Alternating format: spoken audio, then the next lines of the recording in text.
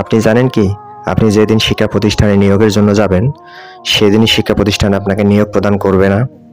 অর্থাৎ আপনার নিয়োগ পেতে কম করে হলেও 3 থেকে 5 দিন সময় লাগবে। এবার কারণগুলো বলি।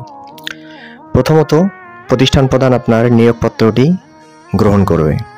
গ্রহণ করার পর ওনাকে একটা মিটিং দেখাইতে হবে, আর এই মিটিংটা দেখাইতে হবে সভাপতি এবং ম্যানেজিং কমিটির সমন্বয়ে। তো আপনারা জানেন যে বর্তমান সভাপতি হচ্ছে উপজেলা পর্যায়ে এসিল্যান্ট ইউএনও এবং জেলা পর্যায়ে, আর তারা হচ্ছেন সবাই ঊর্ধ্বতন কর্মকর্তা। তো তাদের কাছ থেকে সময় বের করে মিটিং দেখানো প্রতিষ্ঠান প্রধানের জন্য একটু কষ্টকরই বটে, কেননা তারা নানা কাজে ব্যস্ত থাকে। অর্থাৎ প্রতিষ্ঠান প্রধান মিটিং দেখানোর পর আপনাকে নিয়োগ প্রদান করবে। সুতরাং বুঝতেই পারছেন, যদি কোনো ক্রমে মিটিং দেখাতে বেশি সময় লাগে তাহলে আপনার নিয়োগটি একটু দেরি হতে পারে। এই জন্য বলবো যে যখন আপনার সুপারিশ পাবেন নির্দিষ্ট সময়ের পূর্বেই প্রতিষ্ঠানে যোগাযোগ করার চেষ্টা করবেন।